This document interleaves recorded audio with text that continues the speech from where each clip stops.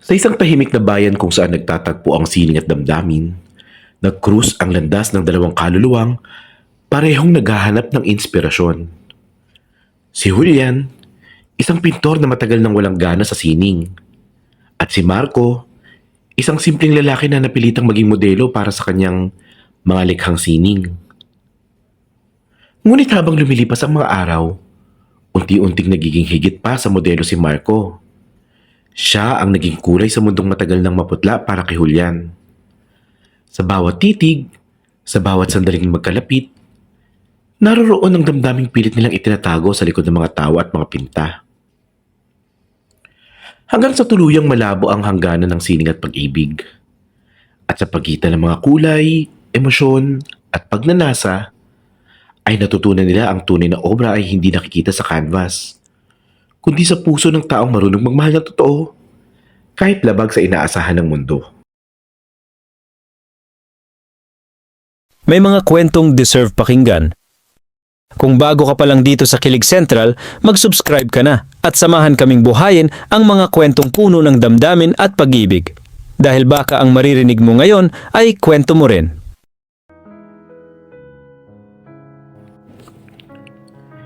Tahimik ang gabi sa lumang apartment ni Julian, isang 27 anyos na pintor na matagal nang hindi nakakatapos ng obra.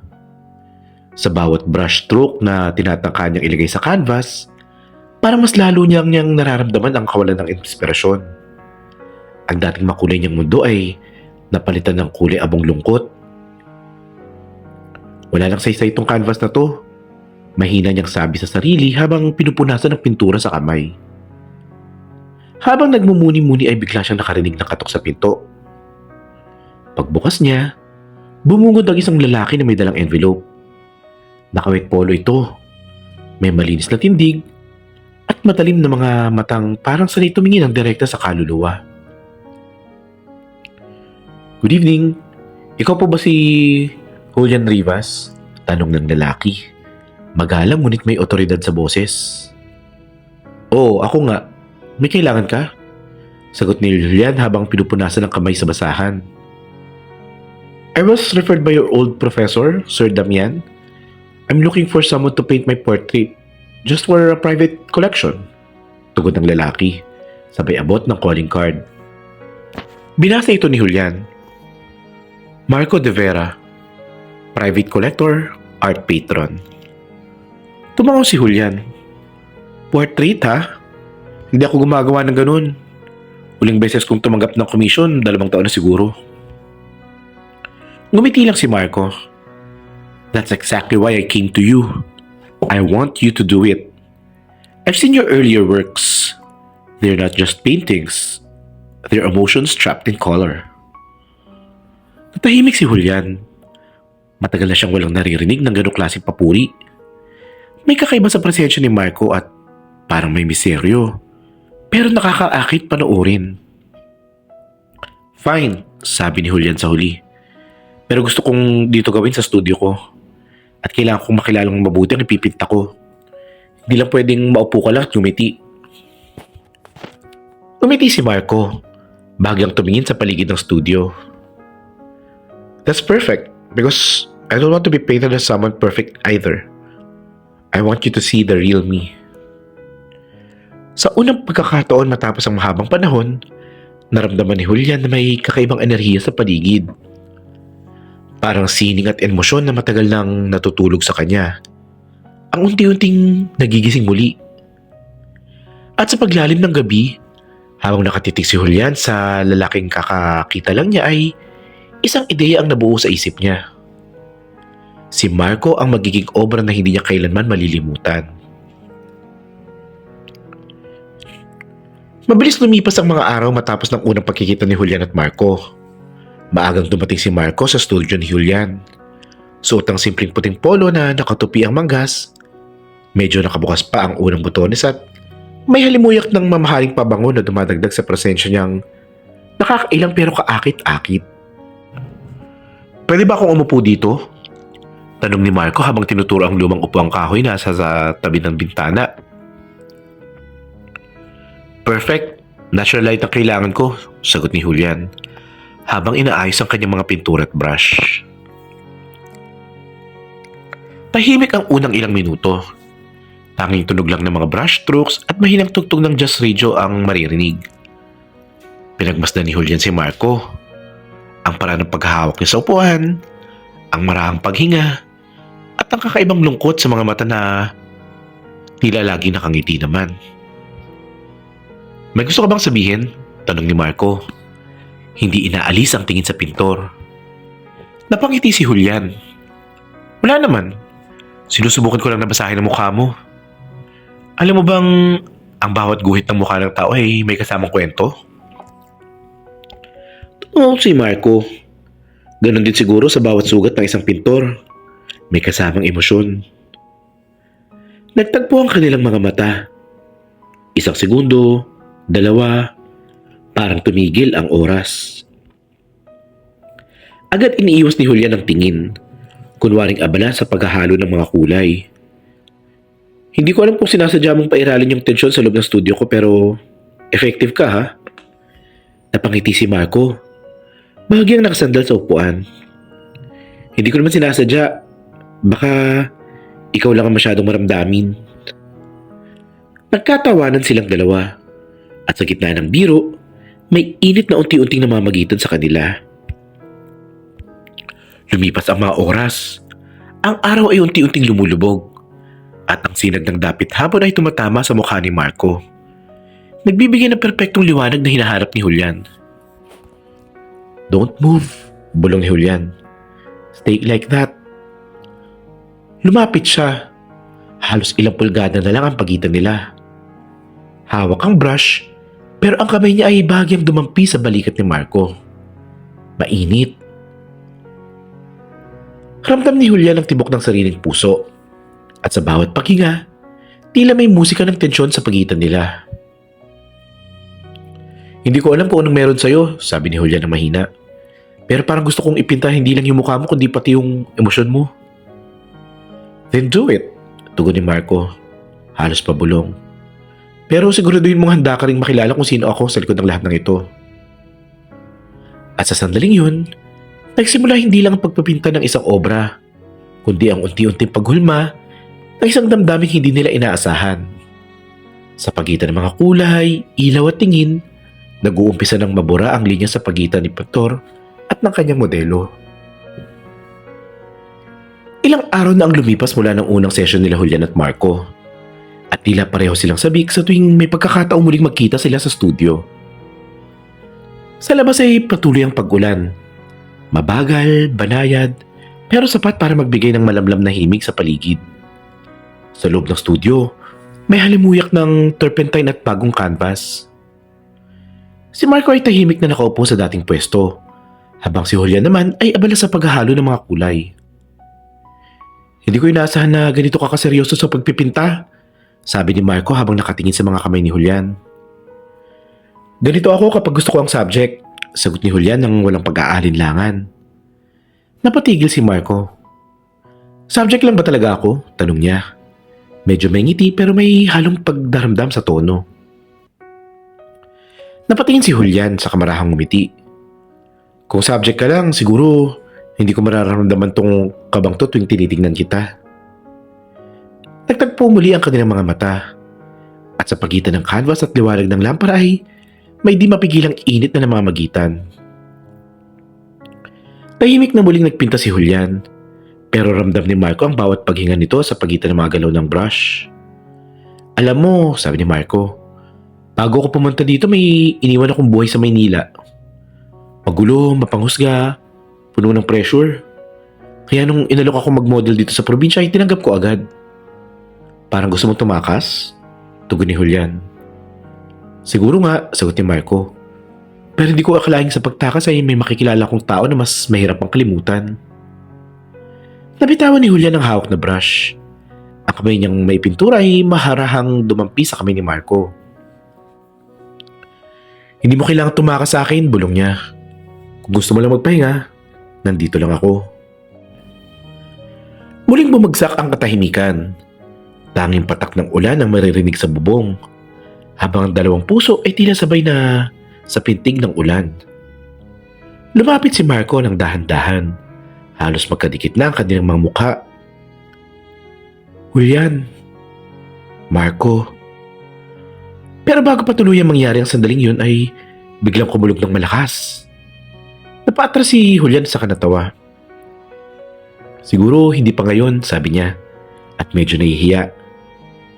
Ngunit ngumiti lang si Marco, saka tumayo at lumapit muli sa canvas. Hindi man ngayon, sabi niya habang nakatingin sa painting, pero darating din siguro yung oras na di na natin kailangan magpigil.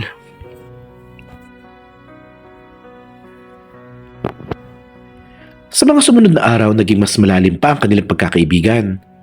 Ngunit sa bawat tawa at titig, may tensyon na hindi nila kayang itago. Ang obra ni Julian ay unti-unti nang nabubuo. Ngunit sa bawat stroke ng brush, tila mas nakikilala niya si Marco. Hindi lang bilang modelo kundi bilang taong kumakatok sa kanyang puso. Mainit ang tanghali sa studio ng araw na yon. Binuksan ni Julian ang bintana para pumasok ang hangin. Pero imbis na lalong lumamig ay lalo lang uminit ang paligid. Dumating si Marco, suot ang puting sando at faded na maong. Simple pero sapat para mabaling ang atensyon ng pintor sa kanya. Pasensya na, medyo late ako. May inayos lang sa kapitbahay, sabi ni Marco habang pawis na pawis at may hawak pang maliit na tuwalya. Umiti lang si Julian. Ayos lang. Mas maganda nga yung itsura mo ngayon. Natural. Natural? Oo, sagot ni Julian habang inaayos ang easel. Parang totoo. Walang arte, walang filter. Natawa si Marco. Ibig sabihin, ganito lang dapat ako lagi? Exactly, tugon ni Julian habang tumitig dito. Matagal, matalim, at parang may binabasa sa loob ng katahimikan. Habang nagpipinta si Julian ay si Marco naman ay tahimik lang. Pero ramdam ang bawat tingin ng pintor. Minsan, napapahinto si Julian. Sinusundan ng mata ang pawis na dahan-dahang bumababa sa leeg nila Marco. Papunta sa kanyang dibdib. Pwede ba kitang punasan? Tanong ni Julian halos pabulong. Ha? Nagulat si Marco pero ngumiti rin. Kung gusto mo. At kinuha ni Julian ng panyo sa mesa. Lumapit at marahang pinunasan ng pawis sa leeg ni Marco. Tahimik at walang nagsasalita. Hanggang sa maramdaman ni Marco ang hininga ni Julian sa malapit. Mainit, mabagal at nakakakuryente. Julian, mahina niyang sambit. Shh, sagot ni Julian. Hindi inaalis ang tingin sa kanya. Just stay still.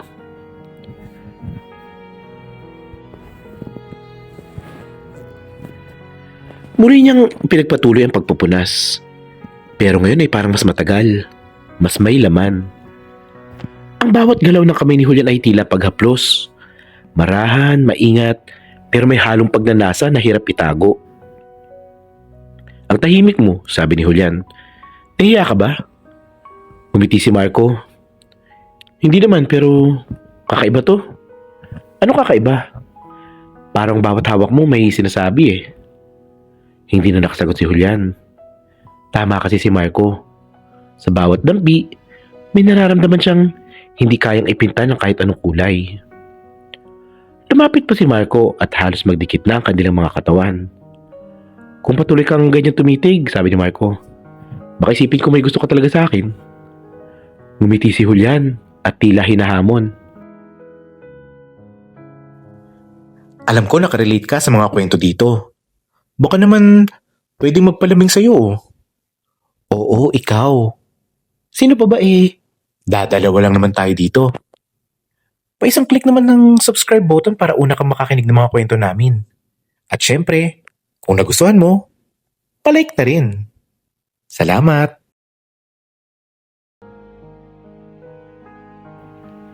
Paano kung meron nga? Napangiti si Marco, pero agad ding tumingin sa canvas. Baka masira yung obra mo. Baka nga gumanda palalo, sagot ni Julian. Mas malambing na ang kanyang boses. Sa sandaling yun ay may kakaibang tensyon sa hangin. Isang timpla ng hiya, pagnanais, at takot na baka may magbago kapag sinunod nila ang nararamdaman. Ngunit bago pa man lumalim ang sandaling yun ay biglang umihip ang malakas na hangin. Mula sa labas ay tinumba ang isang bote ng pintura. Nagkalat ito sa sahig. Oops, sabi ni Julian hanggat yumuko para punasan. Yumuko rin si Marco para tumulong. At sa pagtatagpo ng kanilang mga kamay, ay tila huminto ang oras. Tahimik, malalim ang tinginan. Walang salita, pero malinaw ang sinasabi ng mga mata nila. May namamagitan na hindi nila kayang itago. Hapon na nang matapos ni Julian ang sketch. Sa labas ay nagbabadya ang ulan. Madilim ang ulap at unti-unting naririnig ang pagkulog. Mukhang abutan tayo ng ulan sabi ni Marco habang sinisilip ang bintana. Oo nga, sagot ni Julian. Delikado na umuwi. Baka gusto mong dito muna magpalipas ng gabi. Nagkibit balikat si Marco. Kundi ako istorbo. Hindi ka istorbo, mabilis na sagot ni Julian sabay ngiti. Habang lumalakas ang ulan ay pinaandar ni Julian ang maliit na ilaw sa gilid ng studio. Isang warm yellow light na bumabalot sa buong silid. Naging malambot ang liwanag, sumasalamin sa balat ni Marco. Habang siya'y nakaupo sa sofa ay suot pa rin ang basang puting t-shirt. Kita ang bawat guhit ng kanyang katawan. At tila bawat patak ng ulan sa labas ay pumapalakas sa tibok ng puso ni Julian. Teka, baka lamigin ka, sabi ni Julian habang inatabot ng tuwalya. Kinuha ni Marco at nagsimulang magpunas. Pero napansin ni Julian na hirap itong abutin ng likod. Dito, tulungan kita, sabi niya. Dahan-dahan siyang lumapit. Marahang pinunasan ni Julian ang likod ni Marco. Unay simpleng galaw lamang pero habang tumatagal ay nagiging mas mabagal at mas maingat. Naramdaman ni Marco ang init ng palad ni Julian sa bawat pagdampi. Tahimik ang paligid at tanging tunog lang ng ulan ang maririnig. Salamat ha. Mahina pero malambing na sabi ni Marco. Wala yun, sagot ni Julian, halos pabulong. Hindi ko lang gustong lamigin ka. Ngunit ang bawat galaw niya ay tila kabaliktaran ng malamig. Mainit, sabik, may halong pagnanais na hindi niya maipaliwanag. Napalingon si Marco at nagtagpo ang kanilang mga mata. Parehong tahimik, parehong nag-aalangan pero ayaw namang umatras. Sa pagitan ng liwanag ng ilaw at ng ulan sa labas ay may tensyong hindi na maitago. Julian, bakit ganito? Anong ganito? Tanong ni Julian, habang dahan-dahan pa rin pinupunasan ang balikat ni Marco. Yung pakiramdam ko, parang hindi na lang ako kabudelo mo. Napalanok si Julian. Ano ka na? Umiti si Marco at marahang hinawakan ang kamay ni Julian sa kanyang likod. Hindi ko rin alam, pero gusto kong malaman. Unti-unti silang naglapit. Walang salita, walang diretsong pag-amin, pero malinaw ang mensahe. Nang magtagpo ang kanilang hininga, parang biglang tumigil ang ulan sa labas. Nagsimula sa isang marahang haplos sa muka, sumunod ang mahinang pagngiti, at sa dulo isang halik na puno ng pag-aalinlangan pero totoo. Hindi iyon halik ng paghuhumaling kundi ng matagal ng damdaming natuklasan sa pagitan ng katahimikan, ng mga kulay at ng mga hindi inaasahang pagkakaibigan. Nang maghiwalay sila ay pareho silang napangiti, pero alam na may binago ang sandaling yon. Marco,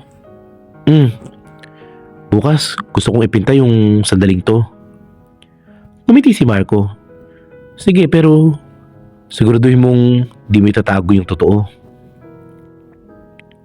Kinabukasan maaga pa lang ay gising na si Julian, habang si Marco ay nakatulog pa sa sofa ng studio.